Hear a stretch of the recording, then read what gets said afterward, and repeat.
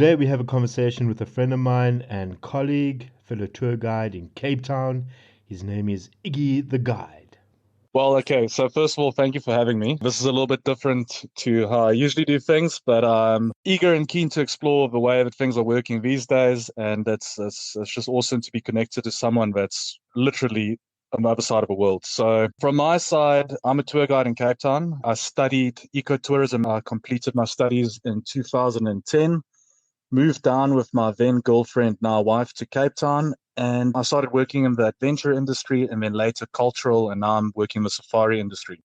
So how I came about and how we've met is because I was following you on Facebook, just saw the walking tours you did in Cape Town, and you just highlighted a lot of places that I'd never seen before. I joined you then on one day, showed me around, and yeah, I think we've been pretty good friends since. Tell me a little bit about how you've been handling the COVID lockdown, because obviously, travel's been shut down across the world and you picked up some new skills. Just tell us a little bit about that. Yeah, so in March this year is sort of when my whole world shut down due to COVID-19. And the first month or two, I kind of waited it out because I still had a bit of savings and I figured maybe tourism will be back in June. From my side, it might be different for everyone else because it depends on what market you work with. But I was actually quiet up until March. My peak season's in June, July.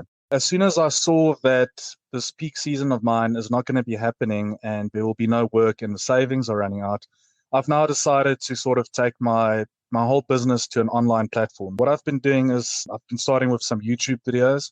I'm busy with a blog, SEO as well. All you need to do is go to Google, type in Iggy the Guide.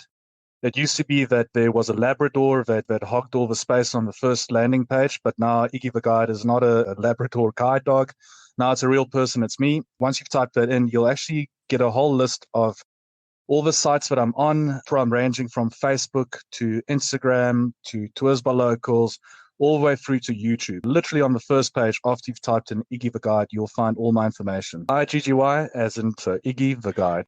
You're also a Yeah. dad, eh? Tell us a little bit about that. Yeah, so I've got a little 3-year-old boy, and so I know you also got I think he's now about 1 years old. At this very point, it's such a interesting time in my life because I'm learning how to be a dad to and an example to at this age. They just soak everything up like sponges. You'll see one day they repeat everything that you say, and it's so you can either be positive in this time of COVID-19, or you can be negative. And unfortunately, they don't really understand COVID-19 as it is. It's like a double-edged sword for me. So I'm learning how to keep myself positive and also sort of spread the awareness of Cape Town tourism, South African tourism, and at the same time, just to sort of be a great example, spend time with my son. But it's also very, very rewarding, actually, in fact. I'm hoping that one day I can look back at this and say, well, not many people got to spend an entire year with their child. You know what? To be honest, we bought this smart TV, and with a smart TV, you can most people will know this, but you just use your remote and you can log into YouTube. He's actually been enjoying seeing dad on the TV, and that's actually been very rewarding for me as well. Yeah, it is quite fun. I've got my little boy, and I show him some of the videos that I make. I did one last night, and I think he liked it. And his concentration's only like a couple of seconds. It's like in your mind, thinking, yeah, okay, if my son can watch the whole video, that'd be good. So, what are your plans with the whole YouTube thing? You say you've taken your life online. Give us a little bit of an idea. I mean, what have you had to learn? Because being in front of the camera, as I know, it's a skill. You've got to. There's a whole lot of things going through your mind, especially if you're filming yourself.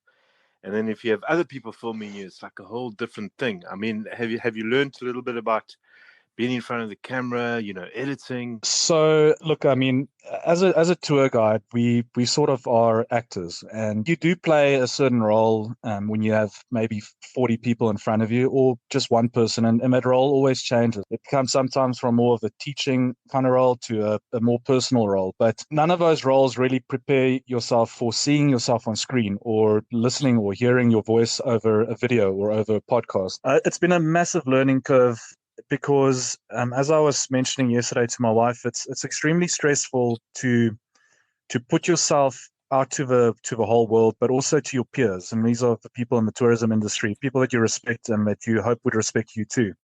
And for someone like myself, I hold my service in a very high regard, and I always want to give the best. And so it is quite stressful to put yourself out there and physically, be open for hopefully positive criticism, and just it's a little bit different to what I'm used to.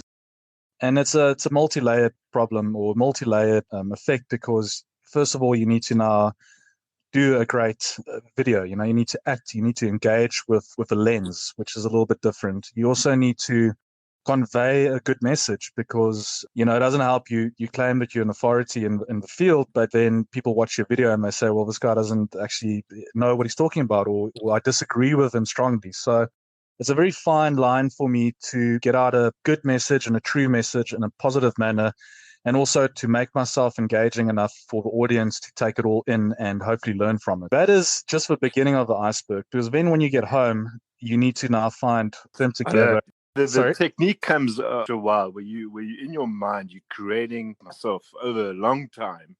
You kind of mentally preparing yourself as you're shooting, and you're thinking of, okay, I'm going to use that clip. I'm going to be doing, this is how it's going to look in your mind. And it helps a lot. But I tell you what, man, to get it right is, it's another thing, because you think something is good and then it doesn't look quite good. I just wanted to mention something there about the bravery in front of your colleagues. I remember when we'd met prior to meeting, I'd just become a guide, or officially a guide, for not too long. And I made where I got my taste of reality in front of people and your peers, is that I invited fellow tour guides on tours of their city. Yeah. I mean, these guys had been around for a long time. Yeah. And what I noticed, I was terribly nervous in the first bit. I mean, I kicked into acting gear. I had my intro organized and all that. And it wasn't long before I realized that these people are human. they wanting to hear from you. They're not too concerned about, they maybe wanting to pick up a cool little thing that they didn't know. And they weren't as judgy, or as, after all, I mean, tour guides are people, and they want people to succeed. So I think what I noticed the other day when you'd posted a website is that you have a lot of goodwill. Your colleagues, 100%. That's right. Your colleagues and people in the industry and people that know you, like myself, etc., they want you to succeed. It's a goodwill, and I've noticed that. I mean, you got a whole lot of views on the one video.